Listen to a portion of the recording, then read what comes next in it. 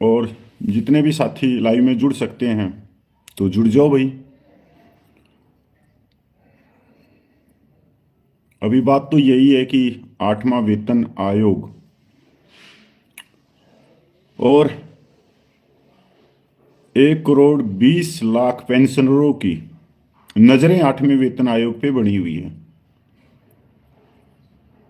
चाहे वो सिविलियन है, चाहे वो सेनाओं से जुड़े हुए। साथियों, आपको सबको मालूम है कि भाई रोजगार तो रोजगार ही होता है, और आज के टाइम बेरोजगारी में भारत देश ने पूरे विश्व को पीछे छोड़ दिया। और रोजगार क्यों चाहिए? क्योंकि उसको वेतन मिलेगा, वेतन मिलेगा तो भाई उसके जीवन स्तर में सुधार आएगा, शादी ब्याह होंगे, बच्चे होंगे, बाइक गाड़ी लेके आएगा, अच्छा मकान बनाएगा। मतलब सारी चीजों के पीछे पैसा है। तो स्वाभाविक सी बात है कि कर्मचारी वर्ग भी भाई ये सोचता है कि भाई उसका भी वेतन बढ़े, उसके भी जीवन में खुशियां आए। साथियों, मैं अपनी बात को शुरू करता हूं। जितने भी साथी जुड़ गए मैं उनका धन्यवाद करता हूं। एक बार भाई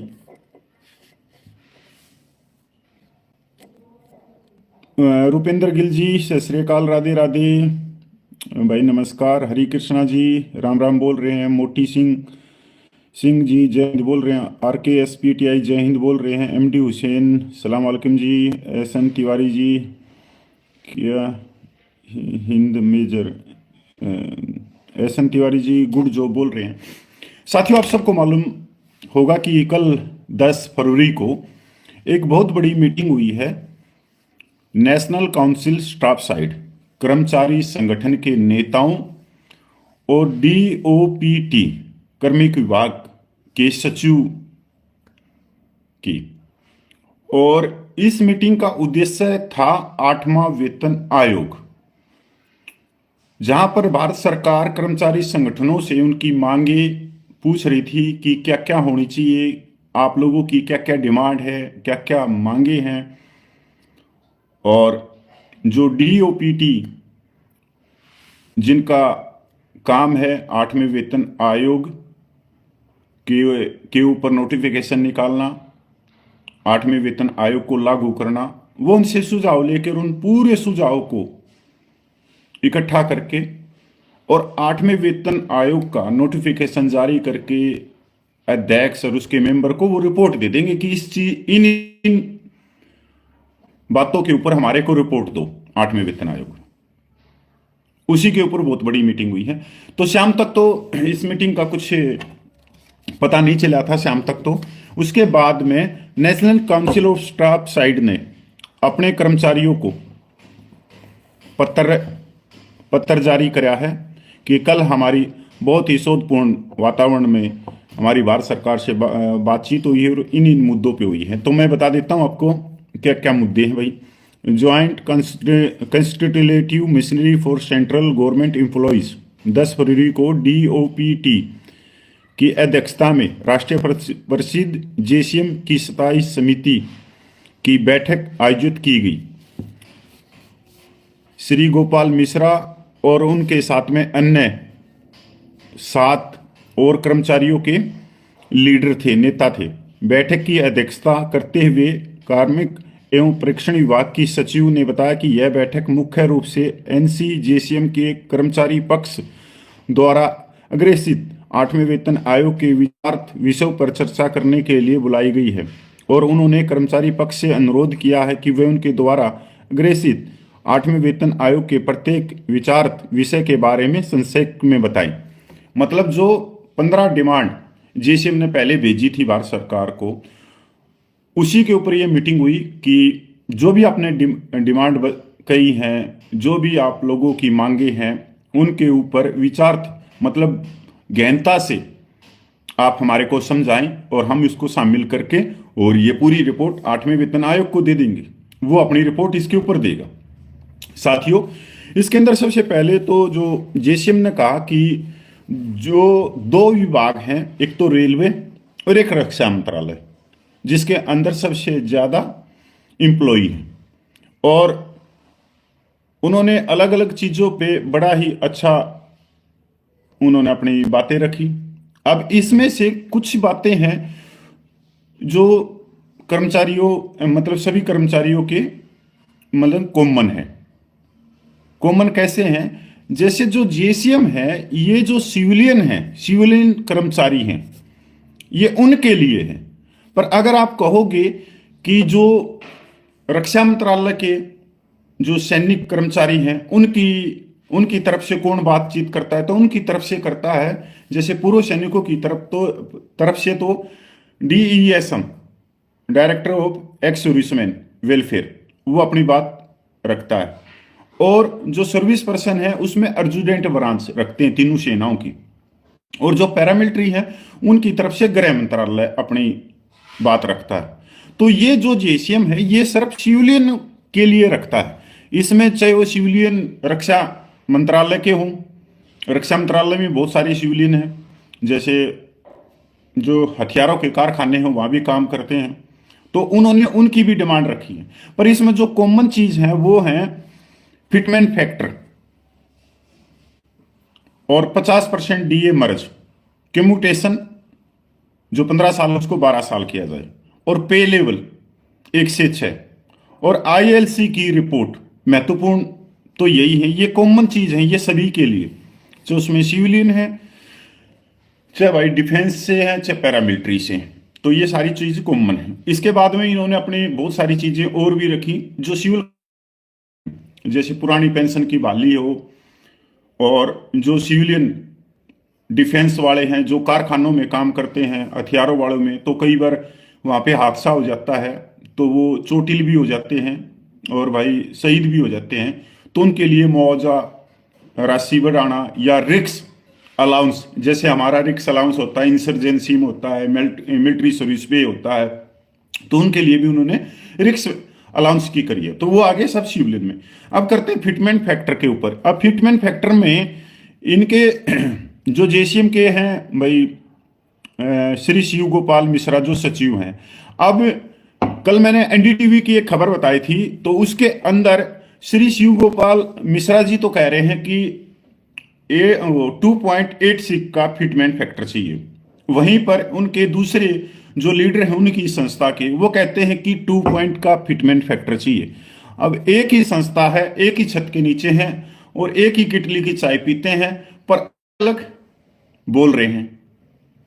और देखो ये लाखों कर्मचारियों का प्रतिनिधित्व करते हैं, लाखों कर्मचारियों का। अब लाखों कर्मचारियों का प्रतिनिधित्व करने के बाद इनकी बातें अलग अलग हैं। एक कमरे में बैठ के ये सलाह मशवरा नहीं कर सकते कि असल में इनको फिटमेंट फैक्टर चाहिए क्या।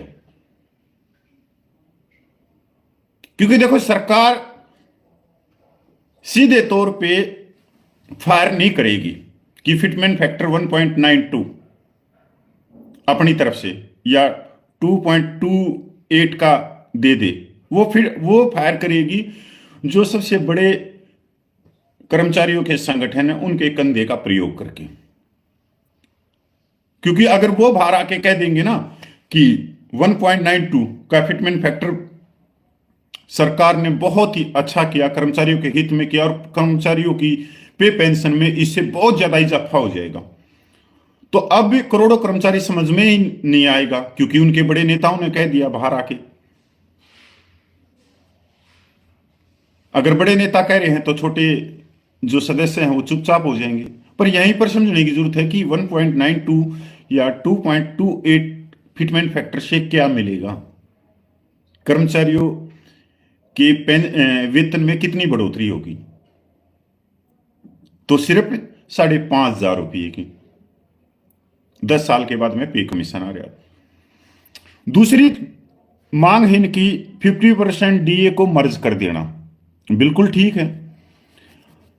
अब 53% डीए है और 18,000 का न्यूनतम वेतन है।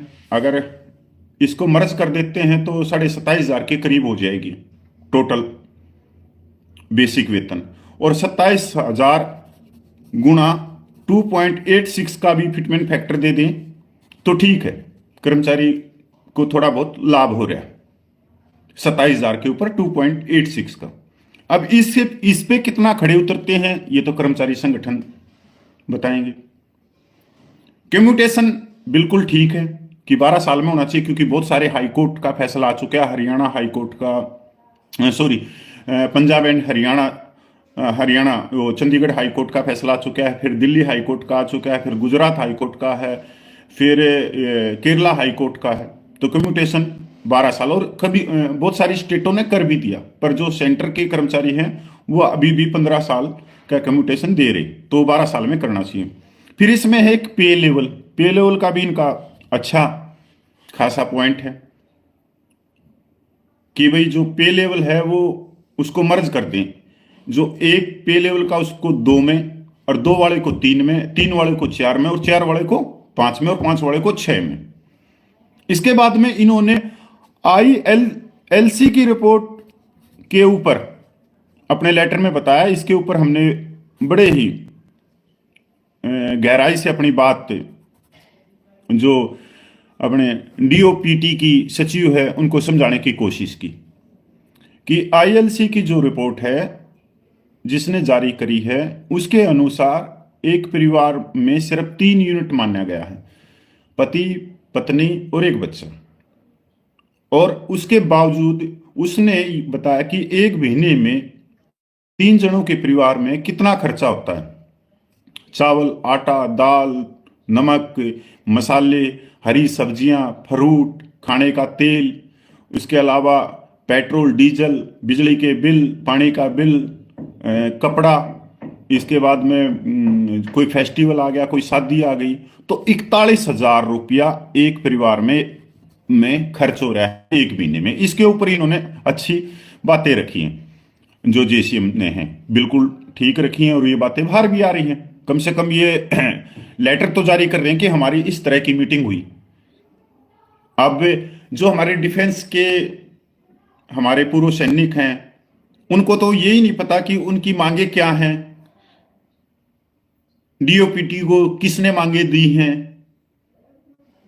जो 5 संस्थाएं हैं, जो ऑफिसर हेड संस्थाएं हैं जो रक्षा मंत्रालय से संबंध रखती हैं, उनकी भी मीटिंग हुई होगी। ऐसा नहीं हो सकता कि उनकी मीटिंग नहीं हुई है, क्योंकि वो भी प्रतिनिधित्व करती हैं 30 लाख पुरुष हैं, तो उनकी तो खबर ही नहीं आ रही और ना ही मिलेगी। और मीटिंग तो हुई होंगी, ऐसा नहीं है कि सिर्फ DOPT ने, कार्मिक एवं प्रेक्षण विभाग ने सिर्फ JCM से ही सुझाव मांगे हैं। उसने तो गृह मंत्रालय से भी मांगे हैं, रक्षा मंत्रालय से भी मांगे हैं, हर एक मंत्रालय से मांगे, पर ना तो पैरामिलिट्री वालों को पता लगेगा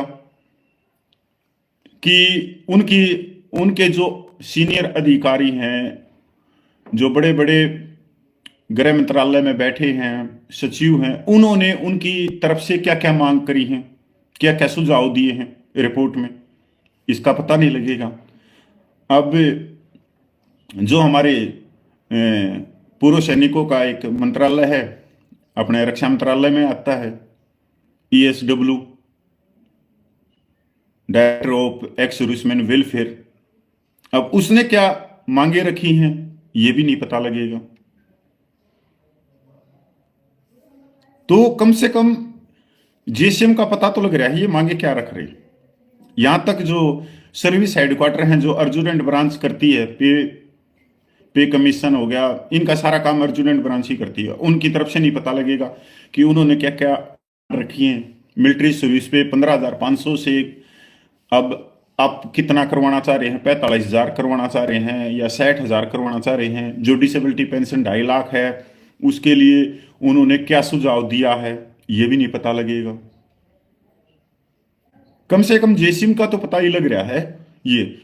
पर साथियों इसके अंदर ये है कि जो मेरे समझ में आ रहा है कि JCM अपनी सुझाव तो दे के आ गई कि हमारी ये डिमांड है, पर मेरे हिसाब से अभी तक JCM थोड़ा सा दबाव नहीं बना रही है या दबाव बनाने की तैयारी नहीं कर रही है, क्योंकि बगैर दबाव के तो सरकार कुछ देगी नहीं। तो दबाव मेरे को लग नहीं रहा कि ये JCM जो दबाव बनाना चाहिए, वो आगे चल के बना पाएगी या नहीं बना पाएगी। क्योंकि अगर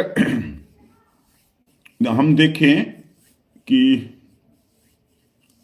1,20,00,000 कर्मचारियों में, पेंशनरों में तकरीबन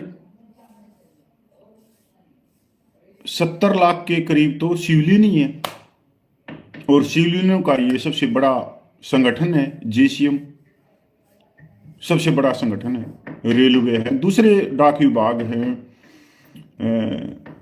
रक्षा सिविलियन है, बहुत सारी चीजें, बहुत, तो सबका यही संगठन है। तो साथियों, मैंने अब मेरे को लग रहा है कि कुछ जिस हिसाब से चल रहा है उस हिसाब से कर्मचारियों के को मिलता मेरे को तो लग नहीं रहा कि कुछ मिल जाएगा।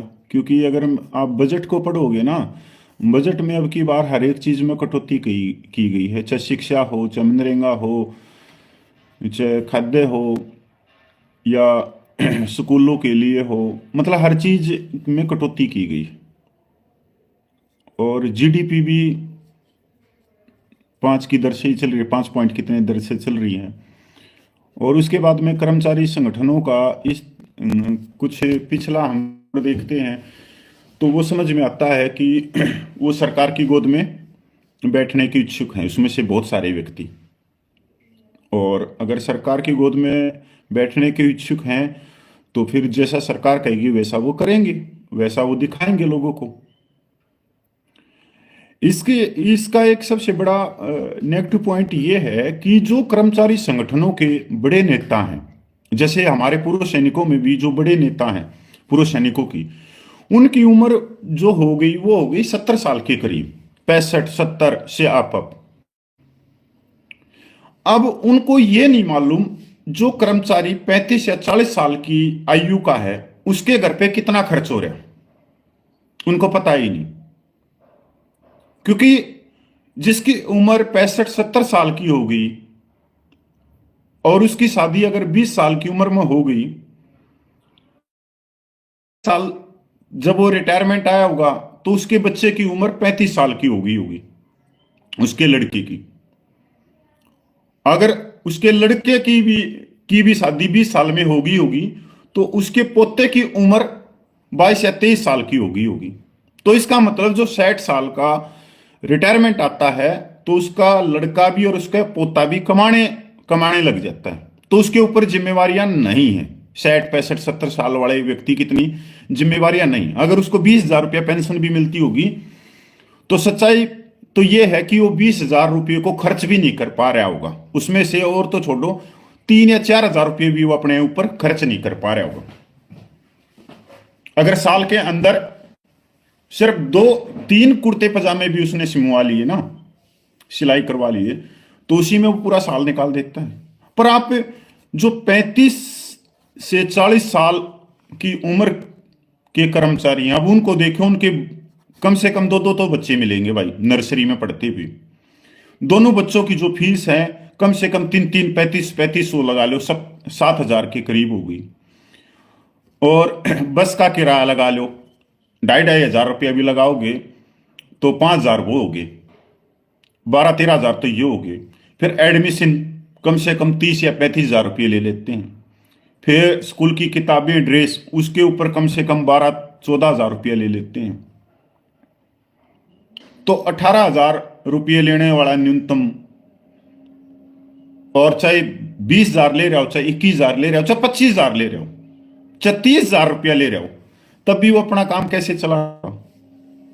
पेट्रोल डीजल, अगर मकान कहीं किराए पे ले रखा किसी भी शहर में है तो नॉर्मल शहर के अंदर भी 10 और 12,000 रुपया एक महीने का किराया। तो यहां पर क्या होता है कि जो असल में जो कर्मचारियों की क्या क्या समस्याएं हैं, कैसे कैसे उनको अपना जीवन निकालना पड़ रहा है, कैसे कैसे जीवन के अंदर कठिनाइयां आ रही हैं, परिवार का लालन पोषण करने के लिए कितना भाई वो टेंशन में है, कितनी भागदौड़ कर रहा है। तो इस चीज का अंदाजा कोई भी कर्मचारी लीडर नहीं लगा सकता जिसकी उम्र 65-70 साल की है। यह सबसे गलत है कि कर्मचारी वर्ग अपने जैसा कोई नौजवान भाई को लीडर नहीं बनाता। अगर वो नौजवान भाई को लीडर बनाए तो वो समझ सकता है हर एक कर्मचारी का दुख, उसकी तकलीफ। अब 65-70 साल वाला तो भाई नहीं समझेगा, वो तो सरकार की गोद में बैठ जाएगा एकदम जाके। अगर सरकार कहेगी कि चलो आपको हम राज्यसभा में भेज देते हैं, राज्यपाल बना देते हैं, वो तो 1 मिनट में गोद में बैठ जाएगा। उसने कौन से बच्चों की फीस भरनी है, क्योंकि उसके खुद के बच्चे पोते तो 22-22, 23-23 साल से भी ऊपर हो गए, वो खुद कमाने लग गए। आप देखो ना, एक घर में सिर्फ एक वेतन के ऊपर काम चल रहा है जिसकी उम्र 35, 40, 45 है, और एक कर्मचारी जो 65-70 साल का हो गया, उसका लड़का भी कमाने लग गया, उसका पोता भी कमाने लग गया। उस घर में पेंशन और 2 वेतन आ रहे हैं, तो उनको तकलीफ का नहीं पता लगता। और ह्यूमन बीइंग है, जब सुख के मिलता है ना, जब सारी चीजें मिलता है तो पिछले दुख को भूल जाते हैं कि पीछे हमने कैसे कैसे गुजारा करके हम यहां तक पहुंचे हैं, पेंशन आए हैं, तो उन चीजों को भूल जाते हैं। अब आपको कहीं भी ये नहीं पता लगेगा एनडीटीवी के ऊपर इन्होंने क्या दिया, क्योंकि वो यूट्यूबर जो कोट टाई वाले हैं, एक तरह से वो सरकार के ही एजेंट हैं, जो कोट टाई पहन के एक अलग जिसको कहेंगे कि सेट करने की कोशिश कर रहे हैं कि 1.90 फिटमेंट फैक्टर मिलेगा, ये मिलेगा, वो मिलेगा। आज हो गई बड़ी मीटिंग, आज निकल गया, आज हो गया क्लियर। ये मतलब सब कुछ ब्रेन वॉश करने की कोशिश है। जैसे सरकार कह रही है वैसे वो समाज के अंदर धड़ाधड़ वीडियो खबरें पेलम पेला कर रही, और यहां तक जो बड़ी बड़ी प्रिंट मीडिया है, बड़े बड़े न्यूज चैनल हैं, वो भी इस झूठ में चले हुए। मेरा जो तजुर्बा है, मैं ये कहता हूं कि 2.86 से भी कर्मचारियों का कोई ज्यादा बेनिफिट नहीं है। अगर कोई कहता है कि ठीक है, जो न्यूनतम वेतन है 18,000, वो बढ़कर हो जाएगा 51,000, तो भाई जनवरी 2026 तक तो 62 या 64% वो डीए लेगा, तो उसकी उस समय तक 31-32 हजार हो जाएगी, तो 20,000 रुपये की बढ़ोतरी हुई भाई। और आज के समय में हर चीज महंगाई है, हर चीज में वो चीजें हैं। सुबह उठते ही जीएसटी देने लगते हैं, टैक्स देने लगते हैं, शाम तक टैक्स देते हैं। अब इसमें भी देखो कि हर साल विधायकों की, सांसदों की वेतन बढ़ रहा है। यहां तक हर दूसरे साल में जो कभी विधायक बने थे या सांसद बने थे, उनकी पेंशन बढ़ाई जा रही है कि महंगाई बढ़ गई, महंगाई बढ़ गई, महंगाई बढ़ गई। हर साल, हर दूसरे साल में आप कभी भी अखबारों में उठा के देख लो, आज उनकी पेंशन भी लाखों में जा रही है। जैसे कि वो कोई 62-65 की लड़ाई लड़के आ रहे हैं ये नेता, कि करीगल में लड़के आए हुए, और बैठे कितने हैं? सिर्फ 5 साल। समझ में नहीं आता क्यों उनकी महंगाई कैसे बढ़ रही है और कर्मचारियों की महंगाई घट कैसे रही है।